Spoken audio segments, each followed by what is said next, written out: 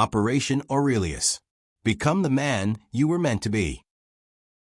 You don't arrive at that life by accident. You don't stumble upon it or wish yourself into it or wait for the world to hand it to you. The man you were meant to be is not hiding in fate or luck or timing. He is waiting behind the choices you have not made yet, the discipline you have not held yet, and the habits you have not built yet. This is not motivation. It's not a speech designed to comfort you. It's a challenge and a call to responsibility. Because at some point, you stop asking the world who you are, and you start answering with your actions. At some point, you stop negotiating with your potential, and you start paying the price to earn it. Operation Aurelius is the line between the life you're drifting through and the life you are capable of living. It is the moment where intention becomes direction, direction becomes action, and action becomes proof. You will not be asked to shout affirmations. You will not be asked to pretend to be confident. You will be asked to choose your direction, command yourself, and adjust to reality like a man who intends to stand where he said he would. If you are ready, then this begins now, not with who you were, but with who you choose to become next. Operation Aurelius. Become the man you were meant to be. Operation Aurelius Introduction. In life, the only thing you truly control is yourself, your thoughts, your choices, and your actions. And everything else is the weather. Your life changes the moment you stop negotiating with that boundary. You cannot command the world. You cannot force timing. You cannot make others behave as you wish. But you can command your mind. You can shape your behavior. You can choose the direction your life takes. That is where strength begins. The Stoics understood this long before us. Marcus Aurelius, a Roman emperor and practicing Stoic, wrote Meditations as a private manual for ruling himself before ruling anything else, reminding us that strength begins with self-command, not control of the world. Clarify what you want. Do what reality requires. Act with intention. Measure the result. Adapt without self-pity. If you're ready to stop wishing for change and start engineering it, take a breath and step forward. Part 1. The Operation Aurelius Overview. Opening, premise, and the line of control. Before anything changes in your life, one realization must come first. Most of what you think you control, you don't. And most of what you've ignored or surrendered, you actually could have commanded. A human being gains leverage the moment they can tell the difference. This is where our work begins. Pause here. Breathe once. Let the room settle. You are responsible for what happens inside the walls of your mind. Your thoughts, your interpretations, your decisions, your habits, and the behaviors you choose to repeat. You are not responsible for what happens outside those walls.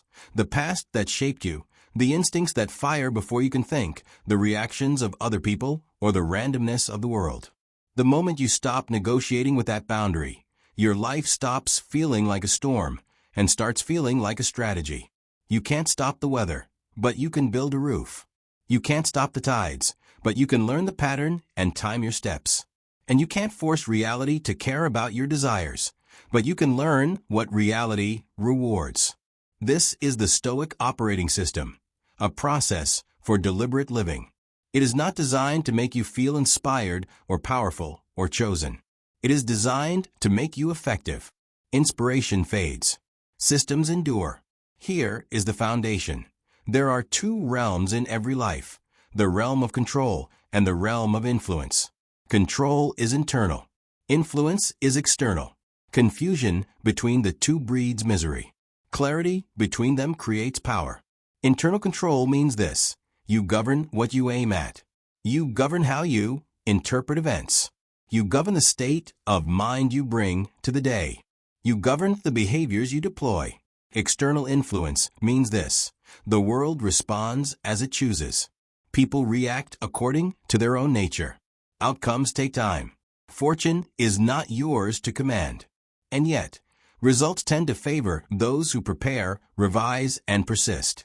Influence is not the same as control, but it is a force. You strengthen it through clarity, not desperation. Most people reverse the equation. They try to control outcomes and other people, while completely neglecting their own inner state and execution. They demand obedience from the world, but never discipline from themselves. The Stoic operating system corrects that inversion. It puts responsibility where it belongs. Before we go any further, consider this question. Are you willing to judge yourself based on what you do, rather than what you intended? If the answer is yes, then continue. If the answer is no, then nothing I say next will matter. So we begin with the first operational principle. A belief, a habit, or a strategy is only true if reality confirms it. Not if it feels true. Not if it would be nice if it were true. Not if other people agree with it. Reality is the measure. The world is the testing ground. Data is the judgment. This can sound harsh the first time you hear it, because it removes the shield of excuse. But it is actually the most compassionate stance you can take toward yourself. When you measure your life by reality instead of emotion, you gain a kind of mercy, because you are no longer fighting ghosts. You are working with what is. Now let's mark the line of control clearly. You own the plan, not the outcome. You own the correction, not the world. You own the discipline, not the moment of luck. You own the strike, not the ripple. You own who you are becoming, not how others choose to witness it. If you accept this, something shifts inside you. You stop waiting. You stop postponing. You stop telling the future, I'll be better when, and you begin showing the present, I am building better now. This is the first doorway. When we step through it, the question changes from, why is life doing this to me, to what is life showing me? And that question can actually be answered. In the next section, we begin the structure, 4 domains in which a human life unfolds: the internal state, the strategic mind, the action layer, and external reality. Each has its own rules. Each has its own measurement. Each reveals something about the person you are and the person you could still become. This is where the operating system begins. Operation Aurelius Part 2. The 4 domains of a human life. We continue now with the structure of the world you move through. If Part 1 was the realization that control has a boundary, Part 2 is the map that shows you where to place your feet. Human life unfolds in 4 domains: the internal state, the strategic mind, the action layer, and external reality. These aren't theories or philosophies. They are the 4 environments your choices pass through before they return to you as consequence. Once you see them clearly, the chaos of life starts to become navigable. Not easy, just navigable. And that is enough to change everything. The first domain is the internal state. This is the territory of desires, beliefs, identity, and interpretation. It is the part of you no one else can reach without permission. Whatever appears here influences every other domain. Most people treat this place like a storage closet for old experiences and half-formed fears. They never clean it, never organize it, never question what's inside. And then they wonder why life feels heavy. You are not responsible for the first emotion that hits you: fear, doubt, anger, shame. These are echoes of old survival patterns. But you are responsible for the second emotion, the one you choose to feed. You are not responsible for the automatic thought that springs up, but you are responsible for which thoughts take root. You are not responsible for what the past did to you, but you are responsible for what you now do with the past. This domain is measured through reflection, journals, thought logs, honest accounts of what the mind is doing when no one is watching. Not to indulge the emotion, but to track the pattern. The internal state is your footing. If it collapses, every other domain becomes unstable. The second domain is the strategic mind. Here you build your models of the world, what you believe works, what you believe fails, what you assume about people, effort, reward, risk, and possibility. These mental blueprints decide the moves you consider possible. You cannot outperform the map you refuse to update. If your model of reality is wrong, it will not matter how disciplined you are. You will do the wrong things with the right level of commitment, and you will still lose. Discipline is not enough if direction is wrong. A person who believes effort never works will sabotage opportunity. A person who believes everyone is against me will misread allies as threats. A person who believes I know enough will stop learning, and the world will pass them. We measure this domain through comparison. I expected this to happen. What actually happened? What does that difference teach me about my map of the world? There is no shame in discovering an error, only in refusing to correct one. The strategic mind must bend to evidence. That flexibility is strength, not surrender. The third domain is the action layer. This is where thought becomes force. It is where you touch the world. Skill, habit, communication, posture, attention, time management. These are the tools you wield. And this is where most people fall into confusion. They think action guarantees results. It doesn't. Action guarantees data. It guarantees information. It tells you something real. When an action doesn't work, the question isn't, why did this happen to me? The question is, what did this reveal? If you speak and someone misunderstands, the lesson is not that communication is impossible. The lesson is that clarity needs refinement. If you try a skill and fail, the lesson is not that you are incapable. The lesson is that skill requires repetition. You do not control the reaction. You control the attempt. We measure this domain with metrics. Did you do the behavior you said you would do? Did you sharpen the skill? Did you improve the timing? Did the habit hold? This is where identity stops being an idea and becomes an action. Who you are is proven here. The fourth domain is external reality. This is the realm of consequences, opportunities, resources, other people's agency, and the response of the world. You do not control this domain. And because of that, most people either fear it or resent it. But that is a misunderstanding. External reality is not your enemy. It is your feedback system. It is how the world tells you what works. Reality is not personal.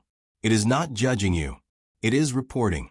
When the world denies you a result, it is not punishment. It is information. When the world opens a door, it is not destiny. It is probability. When the world is silent, it is not abandonment. It is an unanswered question. We measure this domain through results. Not feelings about results. Not opinions. Results. The world says, this worked. Or, this didn't. Or, try again but differently. That message is neutral. You give it meaning by how you respond. Now, why do these domains matter? Because each domain demands a different kind of effort. In the internal state, the effort is awareness. In the strategic mind, the effort is correction. In the action layer, the effort is execution. In external reality, the effort is adaptation. If you apply the wrong effort to the wrong domain, you suffer. You cannot think your way out of a skill deficit. You cannot work harder to fix a broken worldview. You cannot strategize your way past a refusal to take action. You cannot discipline your way into controlling luck, chance, or the choices of others. Wisdom is knowing where to exert force. So ask yourself now, where have you been pushing the wrong wall? Have you been trying to control someone else instead of mastering yourself? Trying to change the world while avoiding the belief that sabotages every attempt? Trying to work harder instead of updating the method? Trying to skip the first step so you don't have to face the truth? If so, the pain you feel is not a failure. It's a compass. It's pointing at the place you refuse to look. And if you follow it, you won't find weakness. You'll find the doorway. The 4 domains are that doorway.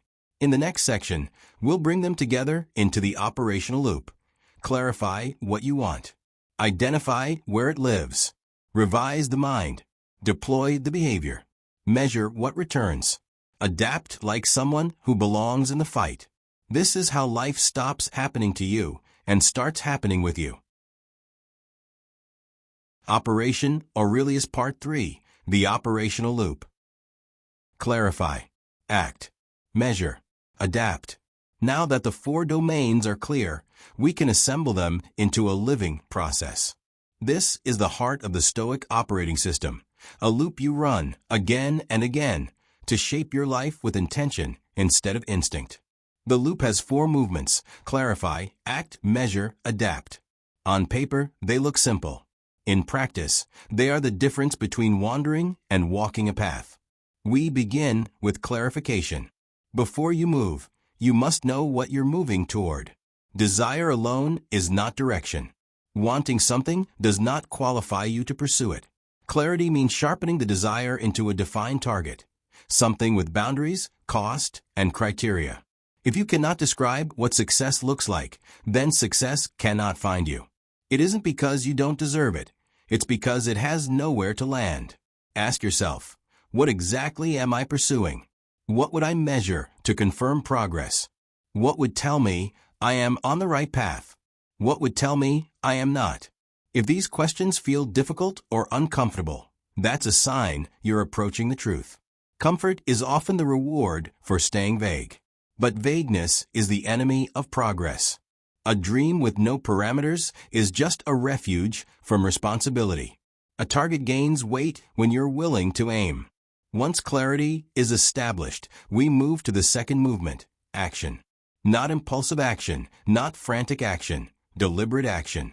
What behavior, performed consistently, would place pressure on reality? What skill requires practice? What conversations need to be initiated?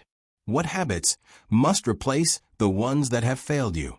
Action is how you cast a vote for the person you intend to become. Do not wait for confidence before acting. Confidence is a symptom, not a prerequisite. It grows from evidence, not imagination. Take the step. Let confidence catch up. The third movement is measurement. After the action is taken, the world responds. It may respond with progress, resistance, silence, opportunity, or rejection. All of these are forms of information. Do not judge the world for its message. Listen. The person who insists on winning without learning is asking for a miracle. The person who learns from every outcome is building inevitability. Measurement is where the ego is tested. We often confuse identity with performance. If this didn't work, it means something about me. That is a trap. Measurement is not a verdict. It is a report, a signal, a calibration. If you treat feedback like insult, you will hide from the very thing that can free you. If you treat feedback like guidance, the world becomes a teacher. The fourth movement is adaptation. You take what you've learned and you modify your approach. This is where many lives stall, not in failure, but in repetition. People don't stay stuck because they never tried. They stay stuck because they keep trying the same thing, the same way, hoping repetition will compensate for misalignment. Adaptation is the refusal to repeat a mistake just because it's familiar. It is the admission that improvement is more important than pride. It is where strength stops being theoretical. If you clarify but never act, you become a philosopher. If you act but never measure, you become a gambler. If you measure but never adapt, you become a critic. If you adapt but never clarify, you move without aim. Run the loop in sequence. Strength grows where the sequence holds. And here is the truth. This loop is not something you finish. It is a cycle that carries you. It is the engine of a life that is being built, not drifted through. You don't complete it, you return to it. Like training, like breathing, like discipline, it is repeated. Repetition is not punishment. Repetition is transformation. Think of identity as an outcome of the loop, not the starting point. You don't say, I am disciplined, and then try to live up to the role. You perform disciplined acts until the identity becomes true. Identity trails evidence. For some people, this is terrifying because it removes the shield of potential. But for others, it is the greatest relief they've ever known because it finally puts the future in reach. Now ask yourself, in your current life, where is the loop breaking? Do you fail at the beginning, unable to clarify? Do you fail at the start line, unable to begin? Do you fail in motion, unable to measure truthfully? Do you fail at the threshold, refusing to adapt? Wherever the break is, that is where the next chapter of your life waits. We close this section with a truth that is both grounding and liberating. You are not behind. You are simply at the point where you stopped adapting. Begin again. Begin from here. Operation Aurelius Part 4, Integration, Identity, and the Lifelong Stance. You now have the pieces, the 4 domains, the operational loop, the line between what is yours to command and what is not. This final section is where they stop being concepts and start becoming a stance, a way of standing in the world that does not collapse when difficulty arrives. Remember this. The system is not about becoming untouchable. It's about becoming unconfusable. When life happens, you will still feel, you will still care, you will still hope, but you will not lose the thread of what is yours to do. That is what strength looks like in a human being. Not the absence of struggle, but the presence of direction. If the Stoics gave us one gift, it is this. Pain is not proof of failure, and ease is not proof of correctness. Pain is information. Ease is coincidence. Neither define you. What defines you is how you move in response. Integration begins with alignment. Your internal state must stop warring with your external goals. You cannot say you want discipline while feeding habits that weaken you. You cannot say you want clarity while rehearsing assumptions that blind you. You cannot say you want respect while behaving in ways that sabotage trust. This isn't judgment, it's geometry. Angles that don't line up will never form a structure. So ask yourself in plain language, do my beliefs support the life I say I want? Do my behaviors confirm the identity I claim? Does my strategy reflect the reality I actually live in? If any answer comes back as no, don't collapse. Don't panic. Don't spiral into shame. Just revise. You are not here to defend the person you were. You are here to construct the person you are becoming. This is where identity transforms. Most people wait to change until the world validates them. They wait for approval, permission, or success to give them the right to stand tall. But identity built on external confirmation collapses the moment conditions change. Identity built on evidence, your own evidence, endures. Identity is not a costume you slip on.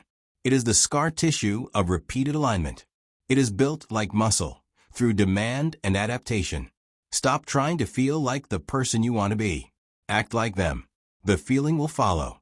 Now we address failure, because you will fail. Not once, not twice, repeatedly. And that is a sign of participation, not inadequacy. Failure is not an identity. Failure is a coordinate. It tells you where you are standing. It tells you what must be strengthened, or released, or relearned. The only true failure is refusing to collect the data. Here is a truth most people don't hear until it's too late. Life doesn't reward perfection. It rewards iteration. Life bends for those who adjust. The stance you are building is simple. When clarity breaks, rebuild clarity. When action fails, continue with correction. When feedback stings, listen without collapsing. When identity cracks, rebuild around what is true. When the world resists, meet it with a better version of yourself. This is not optimism. This is engineering. And now, the boundary that holds the whole system together. What you control versus what you influence. If you cross this line, you suffer. If you defend it, you grow. You are responsible for the aim, the action, and the adaptation. The world is responsible for the outcome. But outcomes tend to favor those who return to the loop with sincerity. This is the lifelong stance, not I will win because I deserve to, but I will win because I will keep adjusting until my approach matches reality. Not I should not suffer, but suffering tells me where the next door is. Not I must control everything, but I must control myself, and that is enough to change many things. And if you ever feel lost, because you will come back to the first question, what in this moment is mine to control? If the answer is unclear, start with the next breath. If the answer is overwhelming, skip to the smallest action. If the answer is painful, let it be painful, but don't let it be final. The Stoic operating system is not about becoming emotionless. It is about becoming directional, not about being fearless, about becoming less ruled by fear. Not about controlling the world, about becoming someone the world cannot easily control. So stand here with me at the end of this first path and feel the weight of the next step. Not the weight of your past, but the weight of your responsibility. You can put it down for a moment, but you cannot leave it behind. It is yours. And it is your way out. The loop is complete only when behavior changes reality instead of emotion, when desire produces results instead of fantasies, and when identity follows evidence instead of story. When that happens, your life stops being a reaction and starts becoming a creation. This is the stance. This is the work. This is the door. Walk through it. Conclusion. If Operation Aurelius has resonated with you, then let this be the line where talk ends and practice begins. Strength isn't built in the future tense. It's built in the next decision, the next breath, the next act of choosing who you are becoming instead of repeating who you were. Nothing in this system demands perfection, only participation. You return to the loop, you make the smallest correction you can make today, and tomorrow you make another. In time, those small adjustments become a life. So step forward, not because you feel ready. Feeling ready is a luxury. Step because readiness grows behind action. Step because your life is waiting to be shaped by someone who is finally willing to shape it. Walk through the door to the life you were meant to live.